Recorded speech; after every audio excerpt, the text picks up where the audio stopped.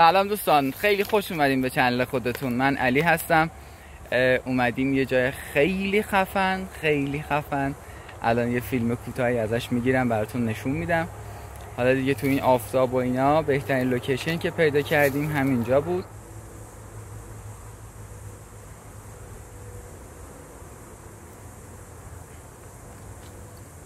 اون قسمت هم ریل راه آهنه و اینجا جزء لوکیشن هایی که مردم میان برای عکاسی، ولی خب ما وسط هفته اومدیم و این درختان زیبا و این سایه قشنگ رو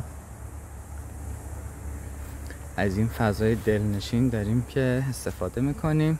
یک موضوعی میخوام قبل فیلم گرفتم بهتون بگم. ایرادی که هست توی تفنگ چیه؟ ببینین، گاهی اوقات من حالا میخوام یه مثال بزنم براتون.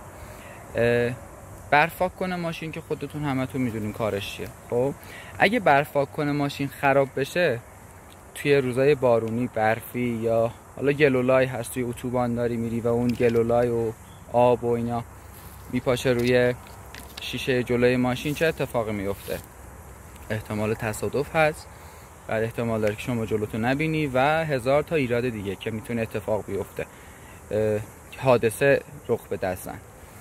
یه اتفاقی که هست اینه که اون برفاک کنه قیمت آنچنانی نداره، درسته؟ و شاید با هزینه خیلی کم بتونی درستش کنی و اون هزینه کمه که شاید شما براش نکنی باعث بشه که حتی شما تصادف کنی و جونت از دست بدی، درسته؟ الان ما توی تفنگمون به یه ایرادی برخوردیم و فهمیدیم که این ایراد با این که کوچیکه ولی باعث خطای خیلی زیادی میشه. این چیه؟ ببینین، اورینگ های تفنگ، مخصوصا قسمت های لوله، اگه شما تیر خالی باش بزنی، اون یه اورینگی هست داخل لوله، دقیقا اون ورودی لوله، باعث میشه که وقتی ساچمه خالی میزنی اون اورینگه حالا توی بارها این اتفاق میفته و وقتی که میفته یه لبه‌ای داره. وقتی که شما ساچمه رو با گلنگدن خوراک لوله میکنی، خب باعث میشه که اون لبهه بزنه ساچمه شما رو خراب کنه. بعض نظر هم بالستیکی و اینا کلا گروپ تفنگتون، حتی روند ساچمه شما به هم بخوره و شما نتونی اصلا یه گروپ خوب بگیری. گروپ هایی که ما قبلا میگرفتیم بدک نبود ولی جالب هم نبود. من میگفتم شاید ایراد از تفنگ منه، شاید حالا به قولی تفنگ لولش خیلی ناکار آمده و فلان. بعد من متوجه شدم که وقتی گلنگدن رو دارم میدم به سمت جلو که اون ساچمه خوراک لوله بشه، دیدم گیر میکنه. بعد متوجه شدم که داشتم یه زاغی شکار میکردم و وقتی که از پنجره ماشین گذاشته بودمش بیرون سمت شاگرد، دوست من گفت که از قسمت این که همون گلنگدنت یه بادی پرت میشه. این یه سوالی شد برای من. بعد رفتم خونه لوله رو باز کردم، دیدم که این اورینگش افتاده، اورینگ داخل لوله و اورینگ خارج لوله که آب بندیش میکنه که هوا درز نکنه بیرون، اونا هم خراب شدن و هم باد میده بیرون، همین که وقتی ساچمه رو خوراک لولت میکنی این ساچمت خراب میشه.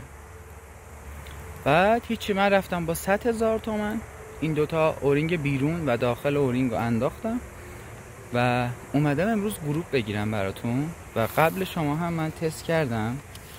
ببینین این قسمت، این زیر عدد 5 3 تا ساچمه خورده روی هم دیگه، دقیقاً ساچمه رو ساچمه است. خب فاصله هم الان 50 متره. این توی فاصله 50 متر ما تقریبا ساچمه رو ساچمه، یک کوچولو حالا یه نمه چپ و راستی دارن. منظور من همینی هست که جلوی انگشت منه. خب این یکی ها رو ول کنیم. این یه سیبل قدیمی بود که من خواستم فقط یه تستی ازش بکنم. خب الان یه سیبل خالی گذاشتم اینجا و سیبلم نشونتون بدم. این سیبل ما و قراره که یه دو پایه بذاریم برای اینکه فیلم بگیره ازش و این اتفاق رو هم با اسلاگ و هم با پلت قرار انجام بدیم. اولش با اسلاگ انجام میدیم، بعدش با پلت. و یه چیزی هم نشونتون بدم، اینو امیدوارم ببینیم. وقتی که اسلاگ زدم باش، اسلاگه به این صورت در اومده و خیلی اصلا یه نقش بسیار جالبی ازش در اومده، پهن شده. ما پشتشو نگاه کن. خب و زیاد وقتتون رو نمیگیرم، بریم برای تستش. فاصله رو براتون نشون میدم الان از اون قسمتی که تفنگه هست و این قسمتی که سیبلمون هستش. البته این دوربینمو میذارم کنار سیبلمون که از سیبلمون فیلم بگیره و اون یکی دوربینمون این فاصله رو براتون نشون میدم و بریم برای تیراندازیش.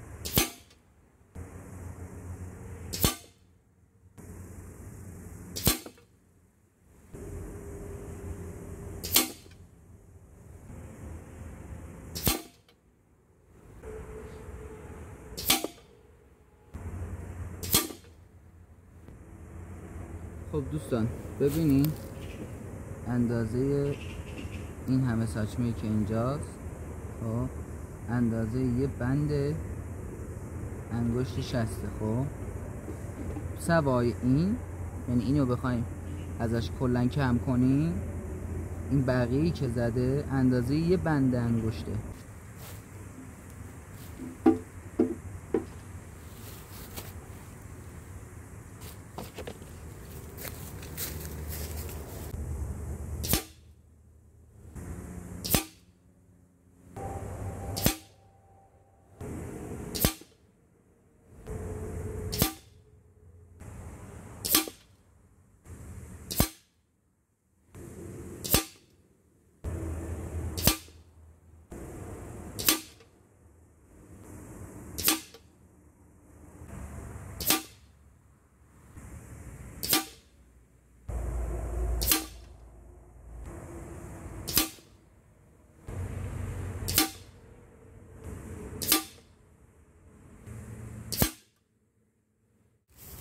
دوستان بهتون نگاه کنید،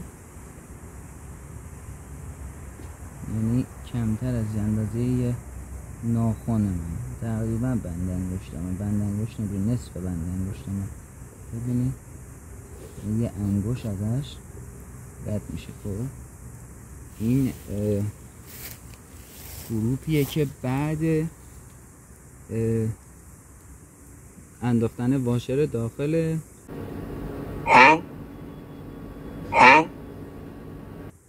واشر که گفتنی اشتباه گفتم، اورینگ داخل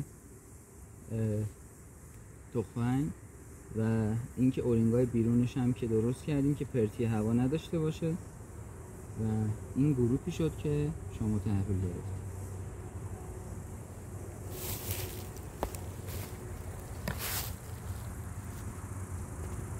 ببینید فاصله هم اونجاست.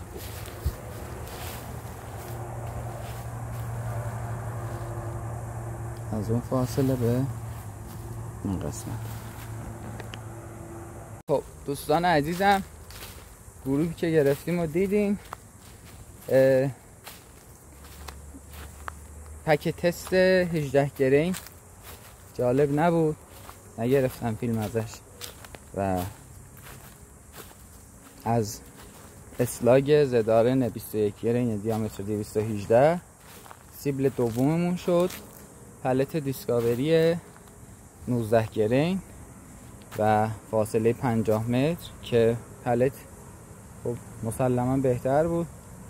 البته میخوام که برای دفعات بعد این بار از اسلاگ TM آقای طاووسی عزیز که زحمتشو میکشن درست میکنن، اسلاگ TM استفاده کنم دیامتر 215 و زدارم میخوام دیامتر 215 استفاده کنم. البته دیامتر 215 و نیم هر دوتاشم، هم TM هم زدارم. انشالله که قسمت باشه این بار ویدیو اون رو بگیریم.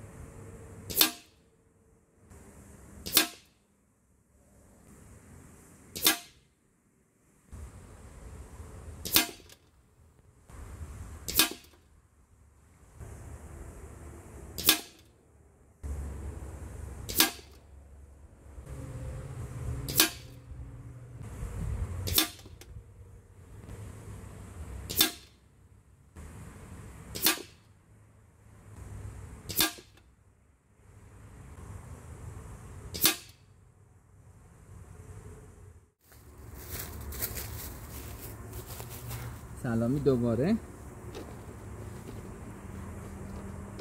برخورد ساچمه رو خودتون دیدین که به چه صورت بود. باز در اندازه یه انگشت که همه گروپش اینجا بود. دیسکاوری 21 گرین بود. اینی هم که اینجا میبینین وقتی که ساچمه خورده به اینجا کمونه کرده. حالا تو ویدیوها شما ببینید، من اصلا این ویدیو رو کات نمی کنم چون ساچمه ها رو زود زدم و تایم زیادی نبرد بابت لود شدنش و نشانه گیریش. خب بعد به خاطر همینه میگم که از اینا استفاده کنیم توی طبیعت که ما اینجا رو نشونه گرفتیم، اینجا رو تیر زدیم و کمانه این ساچمه ببینید خورده به این صورت. خب یعنی تو اون قسمت ویدیو حالا من آرومش میکنم که شما اینو کامل ببینید که ساچمه از اینجا میخوره و اینجا کمونه میکنه، یعنی میخوره به اینجا بعد میخوره به کف. حالا نمیدونم میگه میخوره به اینجا برمیگرده یا میخوره به کف برمیگرده، ولی گروپمون رو ببینید اندازه یه بند انگشته. خب اندازه یه بند انگشته، حالا کوچیکتر از بند انگشت، حالا یه بند انگشته. ببینید به چه صورت بوده. اینم دیسکاوری 21 گرین بوده که انجامش دادیم. تایممون زیاد بود دیگه، من نخواستم که حالا ویدیوی کمتر باشه. 21 گرین هم براتون گرفتم و این تغییر توی 50 متر بعد این که ما این اورینگو عوض کردیم به این صورت بوده. اگه اورینگو عوض نمی کردیم این قسمت پخش می شد. خب این قسمت پخش می شد و توی ویدیو قبلی که سایلنسر آقای اسدی رو معرفی می کردم و باش تست زدیم خب گروپ یکم بازتر بود. خب و من تو اون ویدیو فهمیدم که اورینگش در رفته و حتی زده اون قسمت قیفی سایلنسر بود اونجا رو هم ضربه زده بهش و اونم براتون نشون میدم.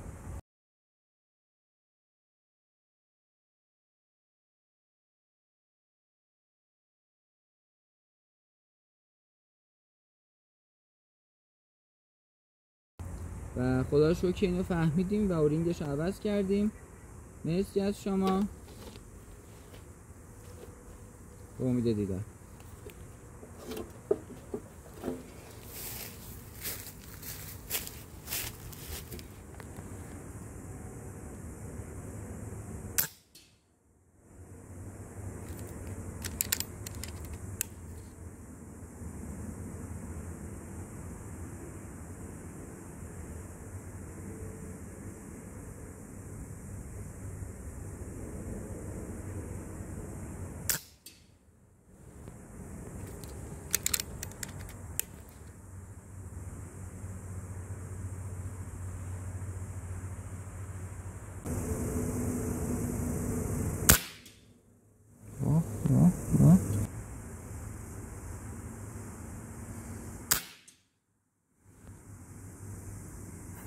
برق صدا رو دیدی؟